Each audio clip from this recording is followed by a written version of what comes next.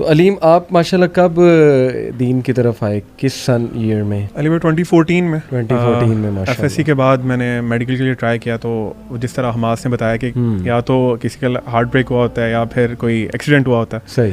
तो मेरे साथ एक्सीडेंट वाला सीन हुआ था। हमारी पूरी फैमिली में ना एजुकेशन, जो दुनियावी एजुकेशन है उसकी बहुत ज़्यादा इंपॉर्टेंस है। हम सब लोग, मेरी अपनी फैमिली में मेरी सिस्टर्स डॉक्टर हैं। सही। फिर मैंने वेटरनरी में किया हुआ है। तो बस ये था कि टेस्ट दिया, और उससे पहले मैं बिल्कुल ही आउट था म्यूज़िक का। बहुत का टेस्ट? जी, मेडिकल के लिए।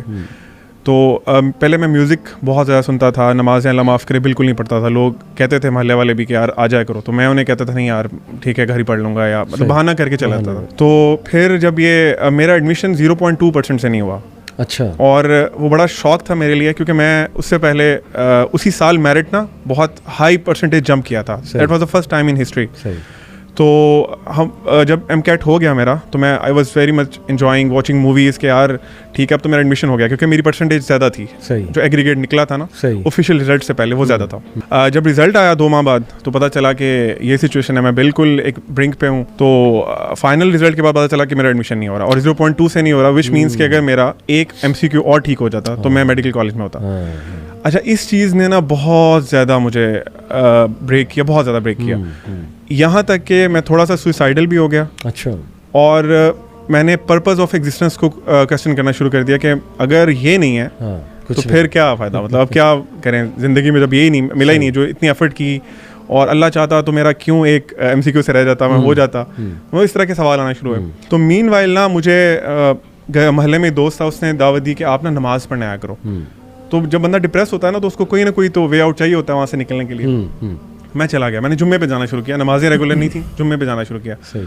और हमारे घर के पास एक मस्जिद थी, वहाँ पे हर खुतबे में डिफरेंट कोई आलिम आते थे डिफरेंट शहरों से। सही। तो ये वहाँ ज़रा यूनिक चीज़ थी, आपको डिफरेंट एक्सपोजर मिल जाता था। एक जुम्मे के खुतबे में ना आई रिमेंबर कि मैं मस्जिद के बिल्कुल दरवाजे के पास बैठा हुआ, जहाँ पे जूतियाँ होती हैं, इससे थोड़ा सा आगे इतना रश था, और मैं वहाँ बैठा हुआ था। तो इमाम साहब ने खुतबा बहुत ज़बरदस्त खुतबा दिया, बड़ा इमोशनल टाइप। तो एंड पे ना, खुतबे के एंड पे उन्होंने क्वेश्चन किया लोगों से और प्रॉमिस लिया। अच्छा, इंटरेस्टिंगली उससे पहले भी आज तक कभी ऐसा नहीं हुआ, और उसके बाद भी आज तक कभी ऐसा नहीं हुआ किसी मस्जिद में। अच्छा। उन्होंने प्रॉमिस लिया कि आप लोगों में से कौन लोग हैं जो हाथ खड़ा करते हैं कि वो आज के बाद म्यूजिक नहीं सुनेंगे। अच्छा। तो मैं बड़ा सुन के जरा वो ना हुआ था, जज्बाती तो हुआ था, इमोशनल हुआ था, मैंने हाथ खड़ा कर दिया। अच्छा, क्या कि ठीक है मैं आज के बाद म्यूजिक नहीं सुनूंगा। उन्होंने अगला क्वेश्चन किया कि आप में से कौन प्रॉमिस करते हैं जो आज के बाद दाढ़ी नहीं कटाएंगे, क्योंकि ये 2 चीज़ें ऐसी थी जो मेरी बड़ी वीकनेस थी ज़माने जाहिलियत में भी। सही है। तो मैंने इस पर हाथ खड़ा नहीं किया। अच्छा, मैं वहाँ से घर वापस आया तो आई स्टार्ट थिंकिंग कि मैंने हाथ तो खड़ा कर लिया, लेकिन मैं वो बंदा था कि जो फिजिक्स और मैथ को ज़्यादा टाइम इसलिए देता था क्योंकि आप साथ ना हेडफोन लगा के सुन सकते हैं म्यूज़िक। सही। उन 2 सब्जेक्ट्स का ईजी होता है, आप म्यूज़िक सुन सकते हैं। तो खैर फिर कुरान सुनना शुरू किया घर आके विद ट्रांसलेशन। और वो अल्लाह ताला ने, पता नहीं अली भाई, वो कहते हैं ना कि एक टाइम ऑफ एक्सेप्टेंस होता है जब अल्लाह ताला आपको चूज़ करते हैं। बिल्कुल बिल्कुल। उससे पहले लिटरली मुझे कुरान, अल्लाह माफ़ करें, कुरान सुन के ना मज़ा नहीं आता, बोरियत होती थी उससे पहले। मैं कहता था यार मतलब कहीं दिल का दरवाज़ा नहीं खुला अभी दिल किसी ने लगा दिया तो यार बंद कर दो, कुछ और लगा दो। फिर अल्लाह ने ऐसा दिल खोला कि अल्हम्दुलिल्लाह पूरी रात में कुरान पाक सुनता रहता था। बाज़ वक़्त मैं सो गया हूँ और सुबह उठाऊँ तो वो तिलावत चल रही है और मोबाइल पास पड़ा हुआ था। तो खैर इसके बाद ना फिर मज़ीद मैंने दीन को पढ़ना शुरू किया, मज़ीद मैंने लोगों से कनेक्ट होना शुरू किया। बिल्कुल। लेकिन एक चीज़ बड़ी अच्छी हुई अली भाई के 2014 और 2015 में ना मेरे एक दोस्त से यूथ क्लब के, उन्होंने मुझे पहले तो यूथ क्लब से कनेक्ट किया ना। और फर्स्ट टाइम जब मैं आया, मैंने कहा यार ये मौलवी हैं सारे, तो मैं फर्स्ट टाइम आया, मेरा इतना दिल नहीं लगा।